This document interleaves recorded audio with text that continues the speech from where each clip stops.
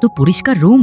আমরা কি ভুল করে তাজ হোটেলে চলে এসেছি নাকি? না, এটা আমাদের নিজের রুমই। হ্যালো, আমি নতুন জুনিয়র। আমার পরিবারের লোকেরা আমাকে বাড়ি থেকে পাঠিয়ে দিয়েছে, তাই এখানে এসেছি। আমাদের রুম তো কখনো এত পরিষ্কার ছিল না। কিন্তু তুমি জুনিয়রের চেয়ে আপুর মতো বেশি লাগছো। তুমি কি নতুন এসেছো? তোমার বয়স কত? আমার 16 বছর। আমার 17। আর আমরা দুজন 18 বছরের। তাহলে সবচেয়ে ছোট তো তুমি, তাই আমাদের আপু বলে ডাকবে। ঠিক আছে, বড় আপু, মেজো আপু, ছোট আপু। আরে তুমি তো খুব মজার। আজ আমাদের ছোটটার স্বাগতম উপলক্ষে কি রান্না হবে? আজ বিরিয়ানি খাবো। না রে, আমরা তো এখনই গোসল করে এসেছি, বাইরে যেতে ইচ্ছে করছে না। চলো ছোটটার কাছেই জিজ্ঞেস করি। বিরিয়ানি তৈরি, এসো খাও।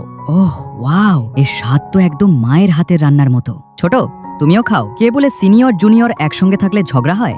আমাদের ছোটটা তো একদম ফুলের মতো মিষ্টি। আরে ওঠো ওঠো, 8:30 বেজে গেছে, তাড়াতাড়ি ওঠো। আরে ছোট, এখন তো মাত্র 8টা বাজে। হ্যাঁ, কিন্তু স্কুলে দেরি হলে ম্যাডাম অনেক বকবে। তাড়াতাড়ি চলো, আমি সব পরিকল্পনা করে রেখেছি। একেই বলে পারফেক্ট জুনিয়র। এই নাও, তোমার জন্য কাত বানিয়েছি, ঠান্ডায় উপকার হবে। ধন্যবাদ ছোট। আরে আজ জিনির কি হয়েছে? শুনেছি ওর পরিবারের লোকেরা ওকে বাড়ি থেকে বের করে দিয়েছে। এতদিন আমরা ছোটটার উপর নির্ভর করতাম, এখন ওর যত্ন নেওয়ার পালা আমাদের। ছোট, তোমার পছন্দের মেকআপ বক্স অর্ডার করে দিয়েছি, আর তোমার প্রিয় মিল্ক টি আর গোলগাপ্পাও নিয়ে এসেছি। আগে তাড়াতাড়ি তৈরি হয়ে নাও। আরে তোমরা সবাই এখানে কি করছো? শুধু তোমার সঙ্গে একটু মজা করতে এসেছি। দেখো আমি কি বানরের মতো লাগছি না? আরে তোমরা সবাই খুব দুষ্টু। চিন্তা করো না, আমরা কিছুই করব না। আমরা শুধু বোন নই, আমরা খুব ভালো বন্ধুও।